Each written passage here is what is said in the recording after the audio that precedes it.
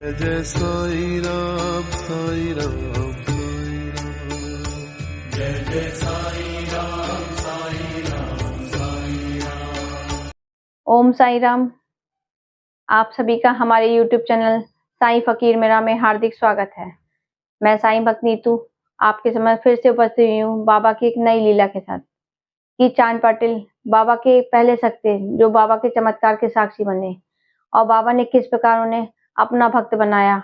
आइए जानते हैं संजय जी से। जय साईं राम जी। बाबा भक्तों पर कैसे कृपा बरसाते हैं और भक्त को कैसे अपना बनाते हैं। चांद पाटिल बाबा के पहले चमत्कार के साक्षी थे। चांद पाटिल धूपगांव जिला औरंगाबाद महाराष्ट्र में रहने वाले एक धनवान मुस्लिम थे।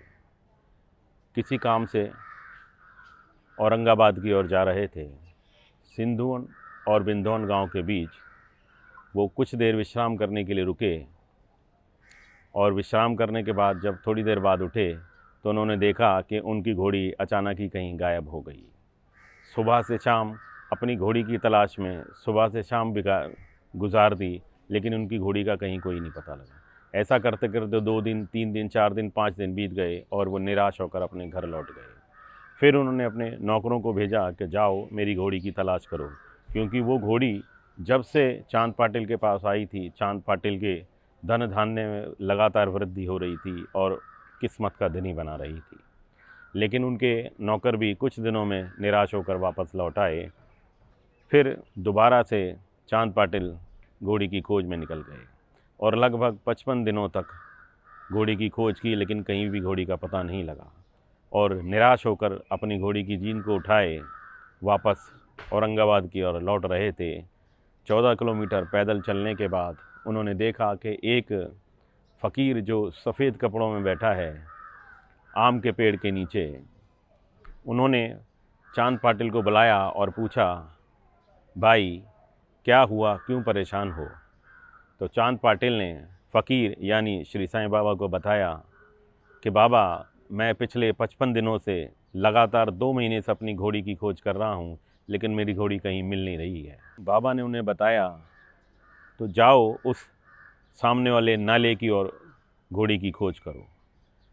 जब नाले की ओर चांद पाटिल गए तो उनकी खुशी का ठिकाना नहीं रहा।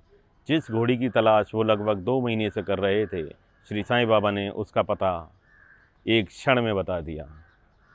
अब चांद पाटिल को ये समझ में आ गया कि ये फ़कीर कोई साधारण इंसान नहीं है।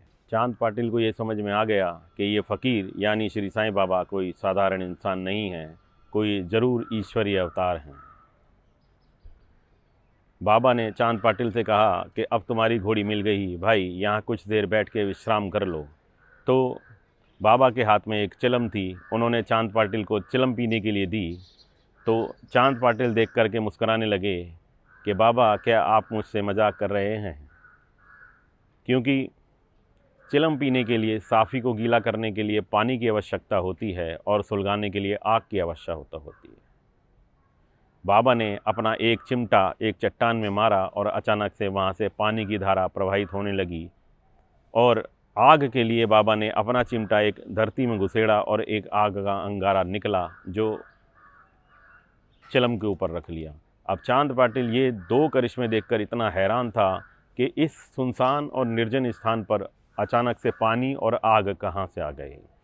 लेकिन चांद पाटिल को मालूम था कि भाई 2 महीने से घोड़ी की खोज तलाश जिसकी नहीं कर पा रहे थे, उस फ़कीर ने क्षण भर में उसका पता बता दिया। तो अब चांद पाटिल को यकीन हो गया कि ये श्री साईं बाबा कोई ईश्वरीय संत और अवतार हैं जिनका आगमन लोगों के कल्याण के लिए हुआ है। उसने बाबा को शीश झुकाकर चरणों में धन्यवाद दिया और कहा कि बाबा आप मेरे साथ मेरे घर चलिए, मैं चाहता हूँ आपका दर्शन मैं ही नहीं मेरे परिवार और मेरे सभी गांव वाले करें और आपकी कृपा का लाभ उठाएं।